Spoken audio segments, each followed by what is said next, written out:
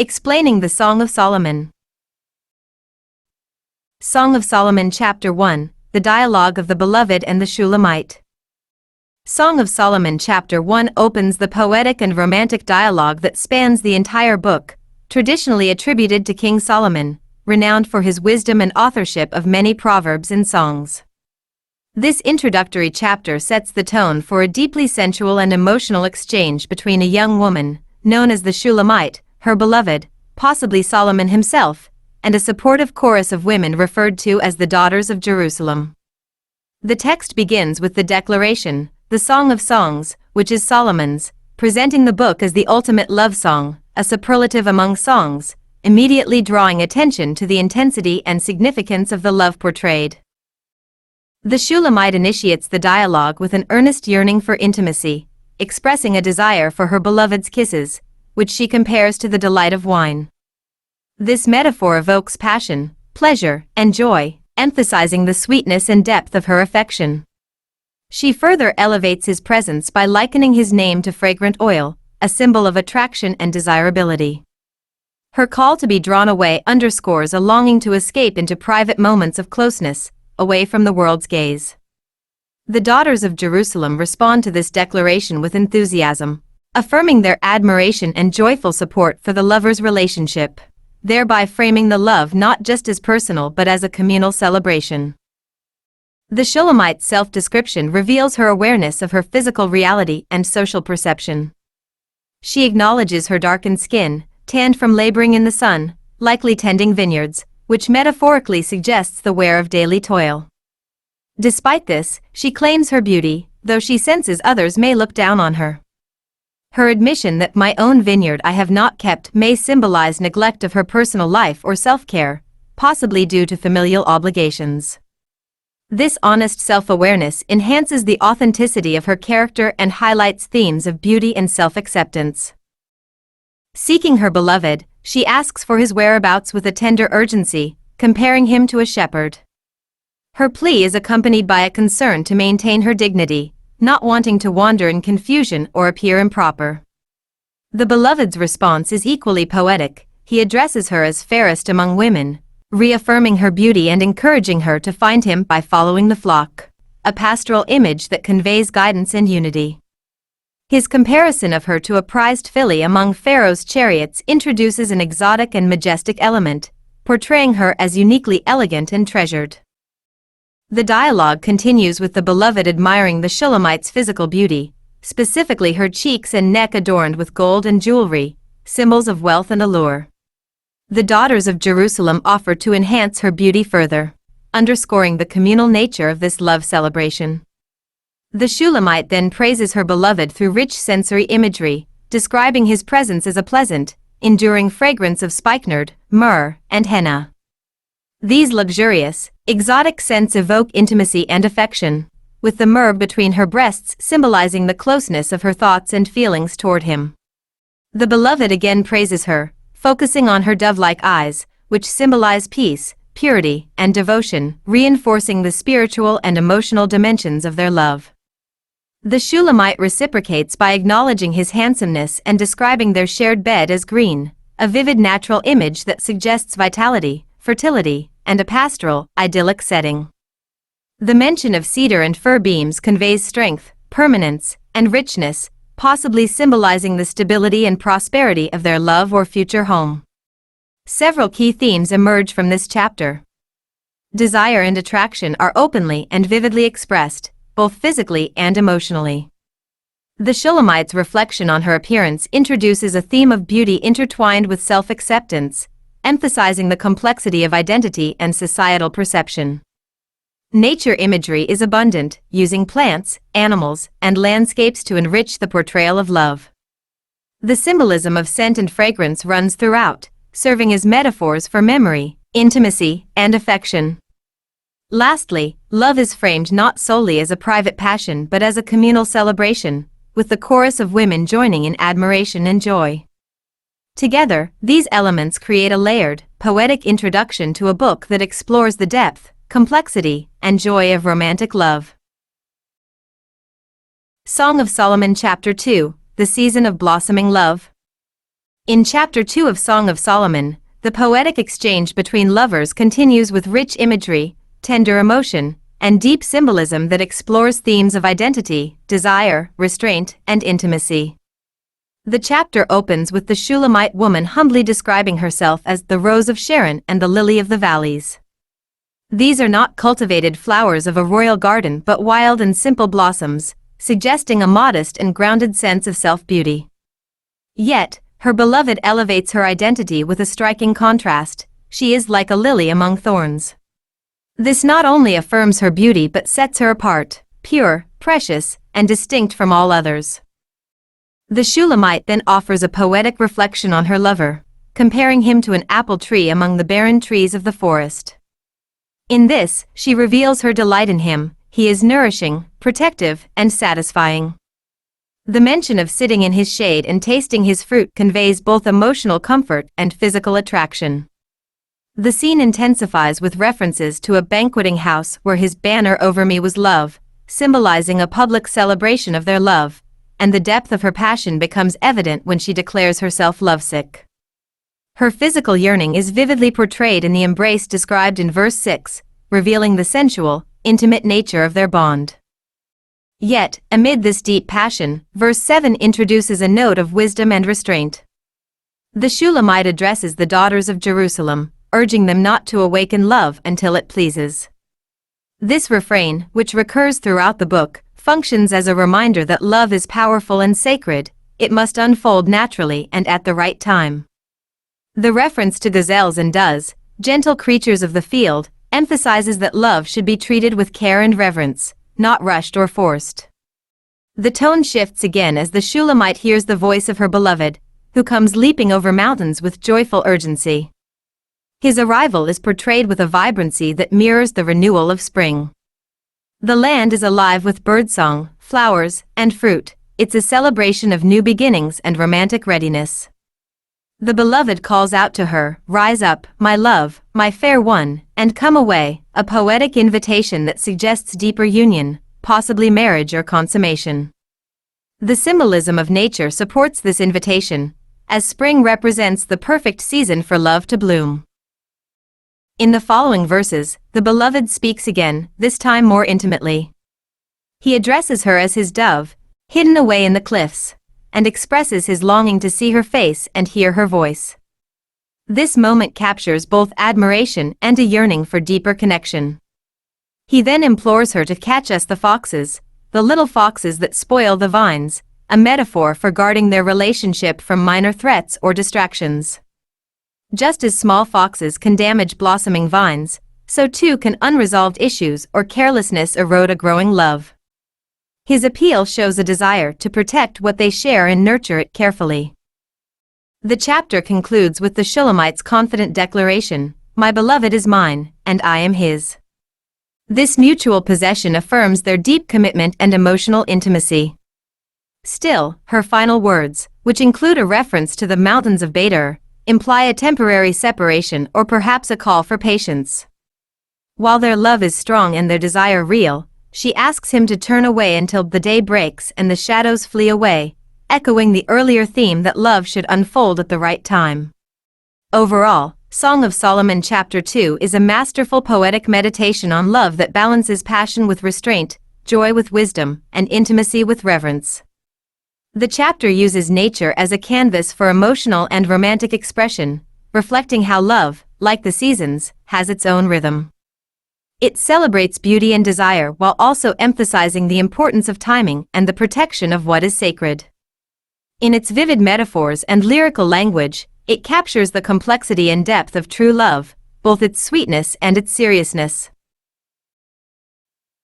Song of Solomon Chapter 3, The Longing, Union, and Celebration of Love. Chapter 3 of the Song of Solomon offers a deeply emotional and symbolic portrayal of love, longing, and the sanctity of union. It opens with a vivid depiction of the Shulamite woman's dream or inner vision, in which she searches desperately for her beloved. This nocturnal journey through the city reveals the intensity of her yearning and the pain of separation. Despite being alone in the darkness of night, often symbolic of confusion or emotional turmoil, she refuses to remain still. Her pursuit of love drives her out of bed, into the streets, and through the city, illustrating the restless nature of true longing. The city's watchmen encounter her along the way, standing as neutral or even ambiguous figures. They neither aid nor hinder her, but they mark a point in the journey, perhaps suggesting the presence of societal structures that observe but do not necessarily understand or fulfill personal longing. When the Shulamite finally finds her beloved, the tone shifts from anxious searching to emotional fulfillment. She clings to him with a desperate resolve, refusing to let him go until she has brought him to her mother's house, the place of her origin. This act is rich in meaning. It could be seen as a symbolic return to the source, a desire to root their love in the deepest kind of intimacy and familiarity. It also expresses a longing for permanence and legitimacy, as though love is not complete until it is brought into the safety and recognition of one's familial and foundational spaces. However, this romantic intensity is immediately followed by a sobering reminder in verse 5. The Shulamite turns to the daughters of Jerusalem and repeats a warning that has already appeared earlier in the book: do not stir up nor awaken love until it pleases. This refrain serves as a moral or emotional anchor. No matter how powerful the longing or how joyful the union, love must come in its proper time. The comparison to gentle creatures like gazelles and does emphasizes that love, though fierce in its desire, is delicate and must be handled with reverence and patience. The latter half of the chapter transitions to a dramatically different scene, a royal procession that appears to depict King Solomon himself. The imagery here is majestic and ceremonial. The beloved is no longer just a figure of personal affection, but is seen in the full splendor of his regal identity. He emerges from the wilderness surrounded by pillars of smoke, perfumed with exotic spices, and accompanied by a retinue of armed and valiant men. This scene represents not just the grandeur of Solomon as a king but also the dignity and honor of the love he brings. The palanquin he rides is a masterpiece of craftsmanship, silver, gold, purple, and even paved with love. It is as if love itself is a royal event, a sacred procession worthy of celebration and public witness. Finally, the chapter concludes with a call to the daughters of Zion to witness Solomon's crowning on the day of his wedding. This is a significant moment, not only because of the obvious joy of the wedding day but because it affirms the deep joy and gladness that love brings. The crown, placed on him by his mother, symbolizes approval, honor, and the sacred nature of the marital bond. Throughout the chapter, the themes of longing, fulfillment, protection, and sacredness are interwoven to present a multifaceted view of love. It is portrayed not only as an emotional experience but as a journey, at times painful, at times ecstatic, but always profound. Love in Song of Solomon is not casual or fleeting, it is weighty with significance, calling for patience, reverence, and commitment. Chapter 3 captures this balance beautifully, blending the deeply personal with the majestically symbolic to honor both the private longing of the heart and the public celebration of covenantal love. Song of Solomon Chapter 4, The Admiration and Union of Love. Chapter 4 of Song of Solomon presents a vivid and layered portrait of romantic and spiritual love, conveyed through rich poetic language and deeply symbolic imagery. The chapter unfolds as a crescendo of affection, beginning with the man's intense admiration for the woman's physical beauty and culminating in her reciprocal invitation, signaling a profound moment of union. This progression from praise to mutual desire serves not only as a literary structure but also as a metaphor for intimacy, covenant, and emotional transparency. The opening verses 1-7 are a detailed tribute to the Shulamite woman's beauty, described in metaphors that draw from nature and daily life in ancient Israel. Her eyes are compared to doves, gentle and pure, while her hair is likened to a flock of goats descending Mount Gilead, suggesting movement and vitality. Each feature is praised with symbolic comparisons. Her teeth, like shorn sheep, evoke cleanliness and order. Her lips are like scarlet thread, highlighting sensuality. Her neck, strong and dignified, is likened to a fortified tower. These metaphors are not merely about appearance but carry deeper resonances of character, grace, and allure. Verse 7 concludes this section with the ultimate affirmation: "You are all fair, my love, and there is no spot in you." This declaration may hint at more than physical perfection, it suggests a deeper purity, perhaps spiritual or moral, reflecting the completeness of love that sees no blemish in the beloved. As the chapter transitions into verses 8 to 11, the tone shifts toward invitation and emotional connection. The man calls her to leave the mountains of Lebanon, symbolically, wild and possibly dangerous places, and come with him. This movement suggests more than a physical journey. It can be read as an emotional and relational call to vulnerability and unity. The repeated phrase "my sister, my spouse" illustrates the depth of the bond, where love is both passionate and rooted in familiarity and commitment. Her presence is described as intoxicating, better than wine, her words like honey, her scent more delightful than all spices. These sensory images reinforce the idea that love encompasses body, soul, and spirit. Verses 12 to 15 introduce the metaphor of the woman as a garden enclosed, a poetic expression of her chastity, mystery, and inner richness. The garden, sealed and fertile, represents the latent beauty and potential of love that is reserved, not squandered. Within this garden are exotic spices, fruits, and flowing waters, all symbols of abundance, pleasure, and life-giving force. The language evokes the sacredness of love, portraying it as something both deeply sensual and inherently good, something cultivated and protected. The waters in particular, described as living and flowing from Lebanon, enhance this image of the woman as a source of refreshing and vibrant life. The final verse 16 shifts the voice to the Shulamite, who responds with a bold and poetic invitation. She calls on the winds to awaken her garden, signaling a readiness to open herself emotionally and physically to her beloved. The sealed garden is now to be entered, and the fruits enjoyed, an unmistakable metaphor for consummation. Yet this invitation is offered freely, with joy and eagerness, underscoring the mutual nature of their desire. Her consent is explicit and lyrical, emphasizing love not as conquest, but as communion. Chapter 4 thus presents a tapestry of love that is both poetic and profound. Its themes of admiration, intimacy, purity, and mutual desire create a vision of romantic love that is sensual yet sacred, emotional yet ordered. The use of garden imagery suggests that love, like nature, thrives when nurtured, protected, and ultimately shared. In its structure and symbolism, the chapter reflects a movement toward unity, not just in body, but in heart and spirit, echoing the deeper truths about love as covenantal, joyful, and life-affirming. Song of Solomon Chapter 5, A Journey Through Desire and Devotion. Song of Solomon Chapter 5 presents a complex and emotionally rich portrayal of love that is both fulfilled and unfulfilled. It opens with a moment of consummation and closes with longing and admiration, revealing the multifaceted nature of intimate relationships. The chapter transitions from union to separation, from joy to sorrow, and ultimately to an affirmation of enduring love. The chapter begins with the voice of the beloved rejoicing in the fulfillment of love. He speaks poetically of entering his garden, gathering spices, and enjoying honey and wine, symbols of sensual and emotional satisfaction. The garden metaphor, introduced earlier in the poem, is here realized as a symbol of physical and emotional intimacy. The language is lush and celebratory, indicating that the couple has reached a moment of union.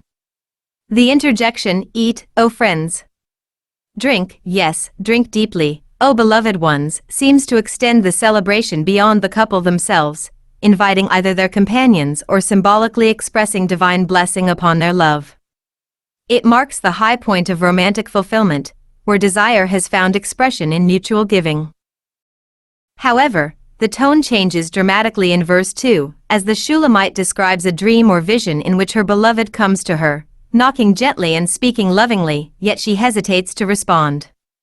Her reasons are mundane: she has already undressed and washed her feet, suggesting an internal conflict between desire and reluctance. Her beloved reaches through the door, igniting her longing, but by the time she rises to open, he is gone. The delay results in a missed opportunity, and she is left to grapple with regret and yearning. This portion of the chapter reflects the theme of hesitation leading to loss, a deeply human experience in relationships where timing, vulnerability, and readiness often fail to align. The imagery of myrrh on her fingers serves as a poignant symbol. His presence has touched her, but now only the residue remains. Her search for the beloved that follows is marked by pain and danger. In contrast to an earlier dream in Chapter 3, where the watchmen are neutral or even helpful, this time they strike and wound her. Her veil is taken away, possibly symbolizing the stripping away of dignity, privacy, or emotional protection. This stark turn could represent the emotional risks that come with love, exposure, judgment, or internal turmoil. Vulnerable and desperate, she pleads with the daughters of Jerusalem to help her find her beloved, confessing, "I am lovesick." Her emotional rawness is evident, suggesting that love, even in its absence, continues to consume her thoughts and desires. The daughters respond by asking why her beloved is so unique, prompting one of the most vivid and detailed descriptions in the entire book. The Shulamite extols his beauty with poetic language rich in sensory imagery and precious materials: gold, ivory, marble, sapphires.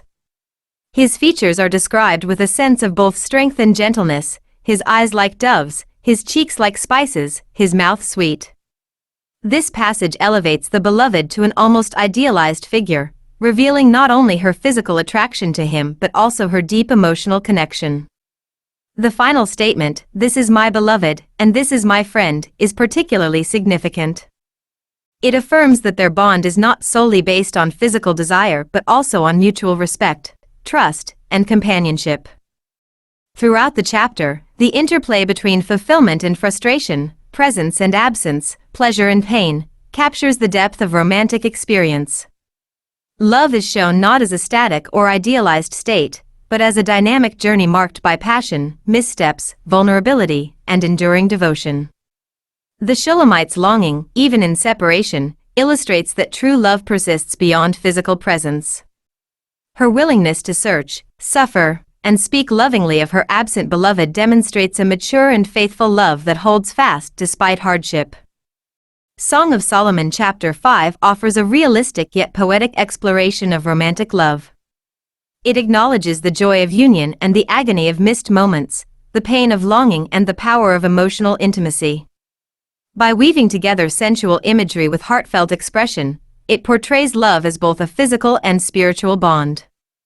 The chapter leaves the reader with a sense of love's complexity, its capacity to satisfy, to wound, and to endure, and reminds us that in its truest form, love is not only a matter of passion, but also of friendship and unwavering devotion. Song of Solomon Chapter 6, The Beauty of Reunited Love. In Song of Solomon Chapter 6, the poetic drama of love continues with themes of restoration, mutual devotion, and the almost sacred admiration of romantic union. This chapter functions as a turning point from the yearning and separation of Chapter 5 to a renewed affirmation of love. The opening verses depict the concern of the daughters of Jerusalem, who, witnessing the Shulamite woman's intense longing, now wish to help her find her beloved. Their question, "Where has your beloved gone?" is not just inquisitive but admiring, a reflection of how deeply moved they are by her passion. The Shulamite's reply shows confident intimacy. She knows exactly where her beloved is. He has gone to his garden. Whether literal or symbolic, this garden represents a private world of mutual affection. Her declaration in verse 3, "I am my beloved's, and my beloved is mine," mirrors an earlier phrase but reverses the order, signaling a shift in the dynamic. It emphasizes her self-giving love, placing her beloved before herself, a subtle yet powerful evolution in their relationship. The scene then shifts as the beloved speaks, once again praising the Shulamite's beauty. His words draw on grand comparisons: cities like Tirzah and Jerusalem, symbols of beauty and strength, and even the formidable imagery of an army with banners. Such praise elevates the Shulamite beyond mere physical attraction into a figure of awe. Notably, the beloved repeats imagery used earlier: her hair, teeth, and temples, suggesting that her beauty is not fleeting but enduring and consistent in his eyes. Beyond appearance, his words in verses 8 and 9 stress her uniqueness. Among 60 queens and 80 concubines, she alone stands apart. She is not merely one of many, she is the only one. Her value is not diminished by others but is magnified by comparison. Her individuality and irreplaceable nature become central to the theme of love that transcends choice. It is exclusive and absolute. A brief but vivid interlude follows in verses 10 to 12, adding an element of mystery. Others, likely the daughters of Jerusalem, now marvel at the Shulamite, describing her with celestial imagery, fair as the moon, clear as the sun. She is no longer just a beautiful woman, she is a radiant force. The metaphor continues with the speaker, possibly the beloved, visiting a garden to observe signs of growth. This garden could symbolize the progress of love or personal transformation. The sudden shift, before I was even aware, my soul had made me as the chariots of my noble people, suggests the overpowering momentum of love, something beyond his control. He is caught up in it, transported by it, as if love were a royal force sweeping him away. The chapter concludes with a communal appeal and a cryptic image. The daughters now address the woman directly as Shulamite, a name that appears for the first time. This name could link her to Shunem or mean peaceful, hinting at her character or the nature of the restored relationship. They call for her return, not as a mere figure of beauty, but as someone who brings awe and delight. The final image, the dance of the two camps, remains enigmatic. It may evoke a mystical or ceremonial dance, representing harmony between opposing forces, or the sacred joy found in union. Whatever its precise meaning, it reinforces the sense that love is not just personal but has a broader, almost divine, resonance. Chapter 6, then, is a lyrical celebration of love rediscovered. After the anguish and searching of Chapter 5, this chapter re-establishes connection, mutual admiration, and harmony. The lovers are not only reunited, but their bond is publicly affirmed and admired. Themes of exclusivity, beauty, and awe intertwine, suggesting that love is not only a private matter of affection but something that commands attention and reverence from the wider world. Through poetic imagery and emotional richness, Song of Solomon Chapter 6 reveals love as powerful, personal, and deeply transformative. Song of Solomon Chapter 7, a celebration of desire and intimate love. Song of Solomon Chapter 7 is a vivid and poetic celebration of love, blending sensuality, admiration, and mutual desire in a manner that elevates the physical and emotional connection between the lovers. The chapter opens with the beloved's praise of the Shulamite's body, described with a rich tapestry of imagery that ranges from royal and architectural to agricultural. Unlike earlier chapters that may have begun with the head, this passage takes the reader on a journey from her feet upward, emphasizing the elegance of her feet in sandals, likening the curves of her thighs to precious jewels crafted by an expert artisan. The description continues with her navel as a rounded goblet filled with a pleasing beverage, symbolizing abundance and fertility, and her waist as a heap of wheat surrounded by lilies, suggesting both nourishment and beauty. Her breasts are tenderly compared to twin fawns, evoking youth and innocence, while her neck and nose are likened to strong and dignified towers, lending an air of stateliness. Her hair, described as purple, and her head, crowned like Mount Carmel, reflect royal majesty, culminating in the striking image of a king captivated by her tresses, which signifies the irresistible power of her beauty. The tone shifts seamlessly into more intimate and sensuous expressions of desire in verses 6 through 9. Here, the metaphors of a palm tree and clusters of grapes convey not only the physical attributes of the Shulamite but also the longing and delight her beloved feels toward her. The imagery of breath scented like apples and a mouth as sweet as the best wine intensifies the sense of intimate pleasure and connection between the lovers. The language is both poetic and clear in its celebration of physical affection and emotional closeness, highlighting a shared enjoyment of one another's presence. The Shulamite's response in the following verses underscores a reciprocal willingness and joy in their relationship. She embraces the metaphor of wine, affirming that she provides smooth pleasure to her beloved, and boldly declares, "I am my beloved's, and his desire is toward me." This statement encapsulates the mutual security, confidence, and contentment that define their union. It speaks to a relationship grounded in mutual affection and desire, where each partner is fully present and committed. The chapter concludes with an invitation to escape into the countryside, symbolizing freedom, adventure, and spontaneous love away from societal constraints. The Shulamite calls her beloved to join her in fields, villages, and vineyards where the natural world, budding vines, blooming pomegranates, fragrant mandrakes, and abundant fruits, mirrors their readiness and eagerness for love. The mention of mandrakes, known for their supposed aphrodisiac properties, adds a layer of passion, while the promise of new and old fruits suggests the depth and freshness of their relationship, one that grows richer over time yet remains vibrant and exciting. Throughout the chapter, themes of physical beauty, mutual desire, confidence in love, romantic playfulness, and the metaphor of love as a fruitful garden or harvest are intricately woven into the poetic narrative. The lovers' relationship is portrayed as a natural and sacred union, where physical attraction and emotional intimacy coexist without shame or reservation. Song of Solomon chapter 7 thus stands as a celebration of love in its fullness, passionate, joyful, mutual, and unashamed, highlighting the beauty and sanctity of a deeply connected romantic relationship. Song of Solomon chapter 8, the fulfillment and endurance of love. In the final chapter of Song of Solomon, chapter 8 serves as a culmination of the themes of love, desire, maturity, and commitment that have echoed throughout the book. Rich with poetic imagery and emotional vulnerability, this chapter reveals a love that has matured from youthful longing into an enduring, unquenchable bond. It is both a celebration of intimate union and a meditation on the transformative power of love when it is freely given and rightly timed. The chapter opens with a heartfelt wish. The Shulamite longs that her beloved were like a brother, someone with whom public displays of affection would be socially acceptable. This desire is not rooted in confusion but in a deep yearning to express her love openly, without shame or reproach.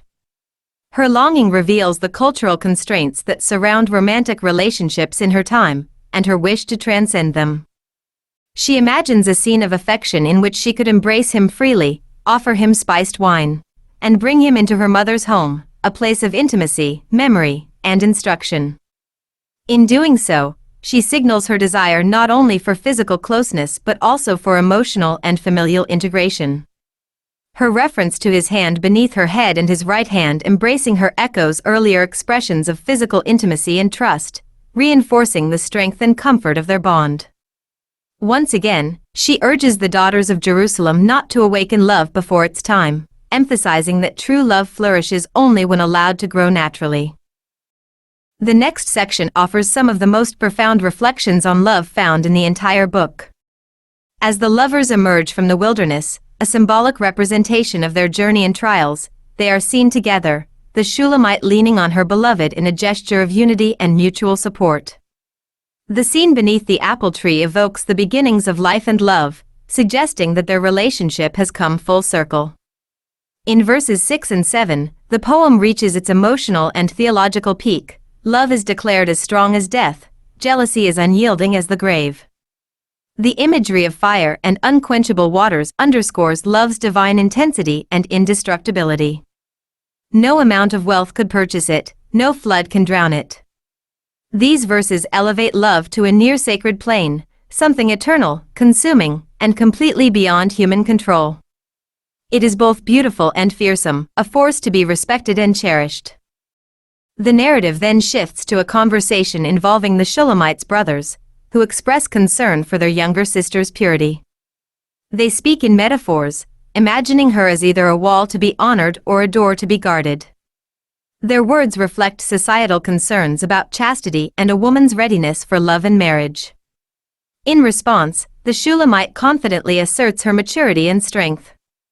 She declares herself to be a wall, with breasts like towers, a poetic way of saying she has grown into womanhood with integrity and strength.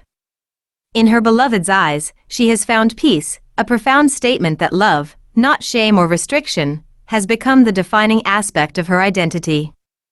Her response marks a turning point. She no longer needs the protection of her brothers because she is capable of choosing and protecting her own path in love. In verses 11 and 12, the vineyard metaphor returns, contrasting Solomon's wealth and possessions with the Shulamite's own autonomy. Solomon's vineyard is vast and valuable, leased out for profit. But she asserts control over her own vineyard, her body, her love, her choices. She honors Solomon, recognizing his status and wealth, but she does not offer herself as a commodity. Her love is not for sale, it is hers to give freely and fully. This moment is a powerful declaration of agency and self-respect. She is not conquered by love, she is a full participant in it. The chapter concludes with a final exchange that reinforces the themes of longing and anticipation. The beloved calls to hear her voice, his desire remains, even after union. She responds with an invitation, calling him to come quickly, like a gazelle on the mountains of spices.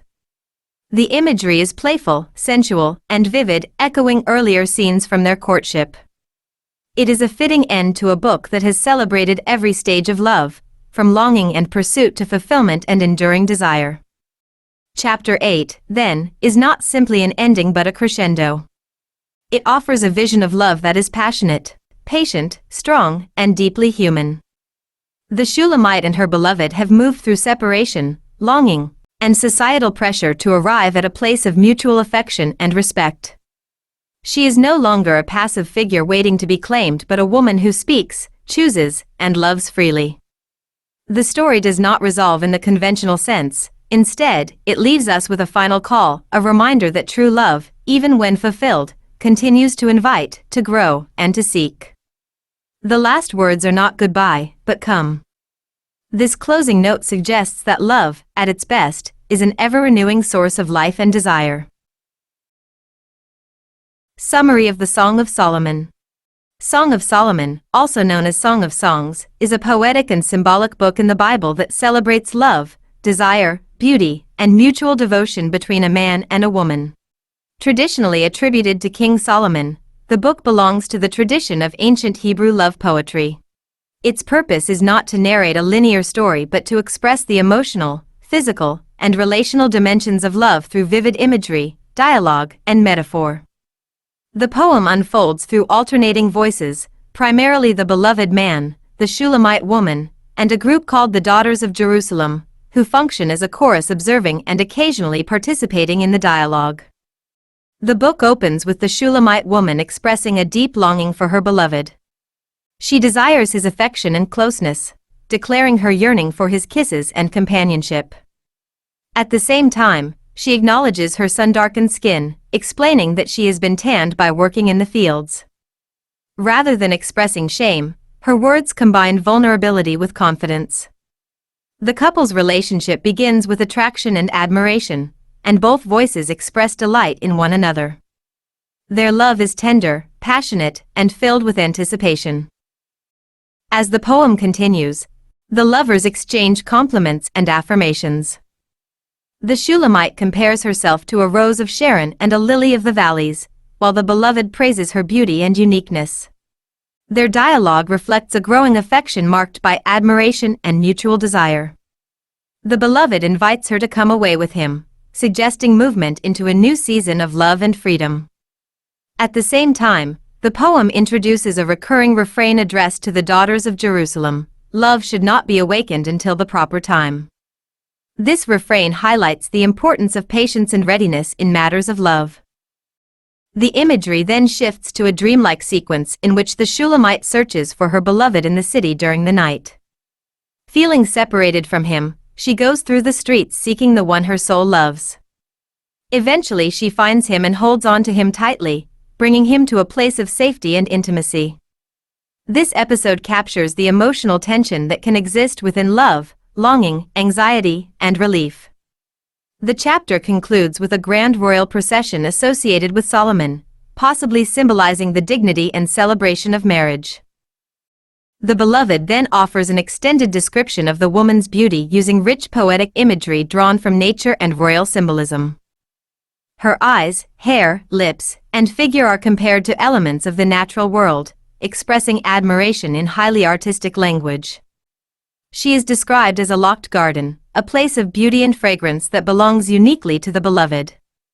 In response, the Shulamite invites him into her garden, an image widely understood as representing the fulfillment of their love and the deepening of their intimacy. The language suggests both emotional closeness and physical union. Another dramatic moment follows when the beloved comes to visit her at night. At first she hesitates to open the door, and by the time she does, he has gone. Filled with regret and longing, she sets out once again through the city searching for him. During this search she encounters the watchmen of the city, who mistreat her. Despite the pain and confusion she experiences, she continues to express unwavering admiration for her beloved, describing his appearance in vivid and affectionate detail. Her description demonstrates that her love remains strong even in moments of absence or misunderstanding. Eventually the lovers are reunited. The beloved again praises the Shulamite's beauty and uniqueness, declaring that she stands out among many others. Her presence is portrayed as radiant and majestic, capturing the admiration not only of the beloved but also of those around them. Their reunion restores the joy and harmony that had been temporarily disrupted by separation. The poem then moves into an especially sensual celebration of love. The beloved describes the Shulamite's beauty from head to toe, again using imagery drawn from nature, architecture, and precious materials. Rather than presenting love as restrained or distant, the poem portrays delight in the physical and emotional closeness between the two lovers. In response, the Shulamite invites him to join her in the countryside, suggesting a setting where their love can flourish freely among vineyards, fields, and gardens. This pastoral imagery reinforces the idea that love thrives in an atmosphere of openness, joy, and mutual belonging. The final chapter reflects on the depth and power of love. The Shulamite expresses a desire for greater freedom to show affection publicly without restraint. She reflects on the protective role her brothers played earlier in her life, suggesting that she has now reached maturity and is able to stand with dignity and confidence. In one of the most famous passages of the book, love is described as being as strong as death, with a passion that cannot be extinguished by many waters or overwhelmed by floods. Love is portrayed as priceless, something that cannot be bought or replaced. The poem concludes with a final expression of longing as the Shulamite calls for her beloved to come quickly, leaving the reader with a sense of continuing desire and anticipation. Throughout the book, several themes emerge clearly. Romantic and physical love are celebrated openly and without shame, presenting intimacy as a natural and beautiful aspect of human life. The love described in the poem is mutual and reciprocal, with both the man and the woman expressing desire, admiration, and initiative. The repeated warning not to awaken love prematurely emphasizes the importance of timing and maturity. At the same time, the poem portrays love as powerful, enduring, and transformative. It is not presented as a burden or obligation but as a source of joy, vitality, and deep connection. Because of its poetic nature, the book has been interpreted in several ways throughout history. Some readers understand it literally as a celebration of romantic love between a man and a woman. Others, particularly in Jewish tradition, see it as an allegory of the relationship between God and Israel. In Christian interpretation, it has often been read as symbolizing the love between Christ and the Church or between Christ and the individual believer. Another approach views the poem as typological, acknowledging the reality of human love while also recognizing that such love reflects something deeper about divine love. Despite the different interpretations, the significance of the book remains clear. It affirms that love, marriage, and human intimacy are valuable gifts. It emphasizes that genuine love involves both desire and commitment, pursuit and patience, joy and endurance. The prominent voice of the woman in the poem also highlights her strength, dignity, and agency within the relationship. Ultimately, the poem presents love as a dynamic journey, one that includes longing, searching, reunion, delight, and renewal. Through its rich imagery and emotional depth, the Song of Solomon offers a timeless reflection on the beauty and power of love.